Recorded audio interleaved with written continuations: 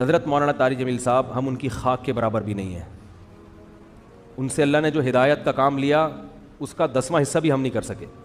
بہت بڑے بزرگ ہیں لیکن کوئی کتنا بھی بڑا عالم ہو اس سے مسٹیک ہو سکتی ہے. حضرت سے یہ غلطی ہوئی ہے.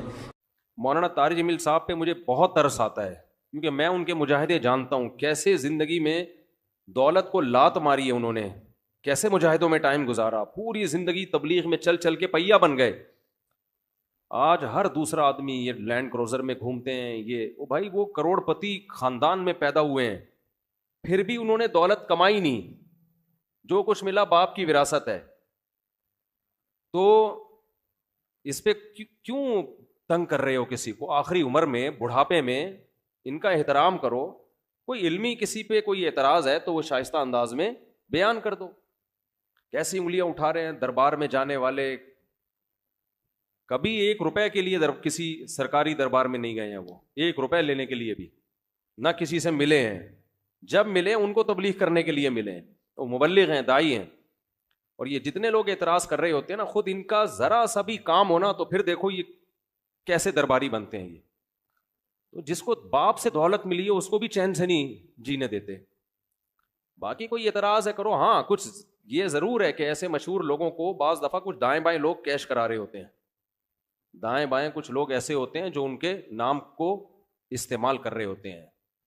تو وہ ٹھیک کا مطلب یہ نہیں کہ ان کے دائیں بائیں کوئی بھی ہوگا وہ بھی 100% ٹھیک ہی ہوگا. بہت ہم نے بھی اپنے ساتھ دیکھا ہے، ہم تو اتنے بڑے آدمی ہیں نہیں، لیکن ہمارے نام کے منجن لوگ بیچ رہے ہوتے ہیں، ہمارے نام پہ کیا کیا 2 نمبریاں ہو رہی ہوتی ہیں. لیکن مولانا کو ہم ذاتی طور پہ جانتے ہیں، سخاوت کا دریا ہیں، غریبوں کے لیے، مساکین کے لیے. اخلاق ان کے دیکھو یار، اتنا حوصلہ، اتنی برداشت میرے اندر تو نہیں ہے، صحیح بتا دو. عبادت گزار ہیں، تہجد گزار ہیں، تو لیکن طنز دیکھو ہر دوسرا آدمی مالداروں سے ملتے ہیں، غریبوں سے نہیں ملتے. تم نے ملتے ہوئے دیکھا ہے ان کو؟ غریبوں سے ملتے ہیں کہ نہیں ملتے؟ ان کی ویڈیوز آ جاتی ہیں جب دولت مندوں سے مل رہے ہوتے ہیں. ٹماٹر والے سے ملتے ہیں تو کوئی ویڈیو نہیں بنا رہا ہوتا، کیونکہ پروگراموں میں ویڈیوز بنتی ہے نا، ہر جگہ تھوڑی ویڈیو بنتی ہے. ہیجڑوں پہ محنت کریں تو یہ ان کا حوصلہ ہے. کہتے ہیں دیکھو ہیجڑوں کے پیچھے پڑے ہوئے ہیں. یار تم جاؤ 2-4 منٹ کسی ہیجڑے کے ساتھ بیٹھ کے تبلیغ کرو، اس کو تمہیں اندازہ ہو جائے گا. تو بس کر دو منفی باتیں پھیلانا، بس کر دو.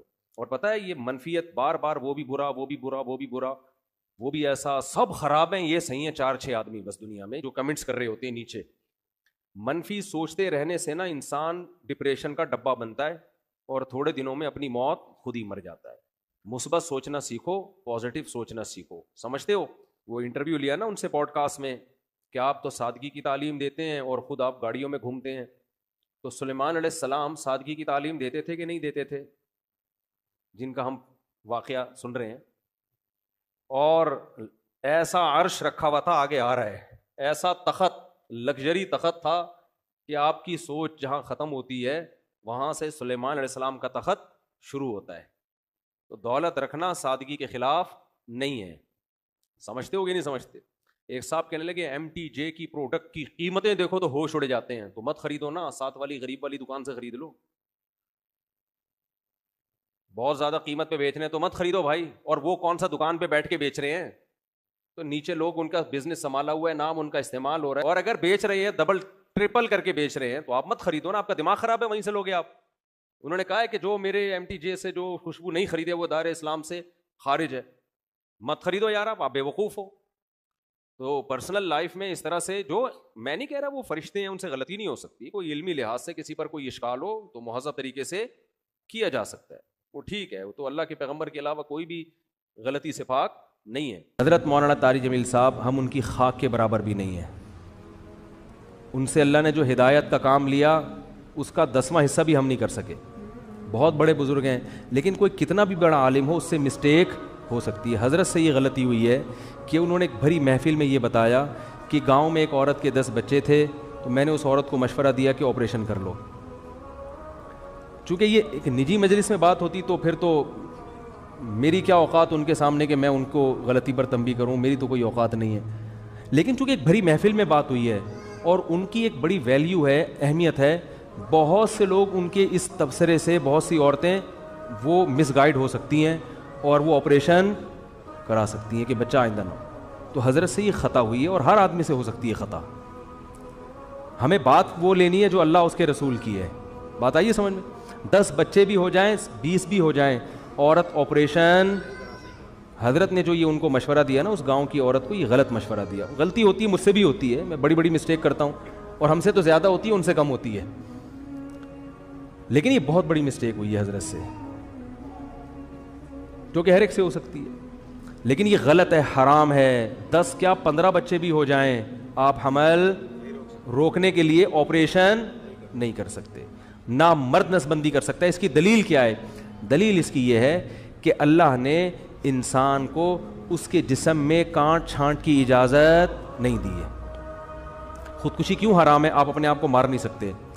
آنکھ پھوڑنا جائز ہے اپنی، کیونکہ آنکھ میں دیکھنے کی طاقت ہے. آپ کو یہ اجازت نہیں ہے کہ آپ اپنی آنکھ سے دیکھنے کی طاقت ختم کر دیں. کانوں میں اللہ نے سننے کی طاقت رکھی، آپ کان کی خودکشی نہیں کرا سکتے، یعنی جیسے اپنے آپ کو نہیں مار سکتے تو کسی عضو کو بھی نہیں مار سکتے آپ. بات آ رہی ہے سمجھ میں؟ تو اسی طرح یاد رکھو، عورت میں جو اللہ نے قوت تولید رکھی ہے، کوئی ایسا طریقہ اختیار کرنا کہ یہ سرے سے قوت ہی ختم ہو جائے، تو عورت نے اپنے اس عضو کو ناکارہ بنا دیا. تو جیسے آنکھ کو اندھا بننا جائز نہیں آپ کے لیے، ناک کاٹنا کان کاٹنا جائز نہیں، تو اسی طرح عورت کے لیے قوت تولید ختم کرنا حرام ہے، کیونکہ یہ قرآن کے بالکل خلاف ہے.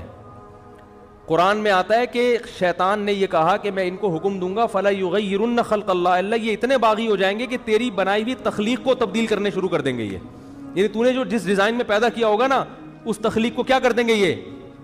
تو عورت میں اللہ نے تولید کی صلاحیت رکھی ہے.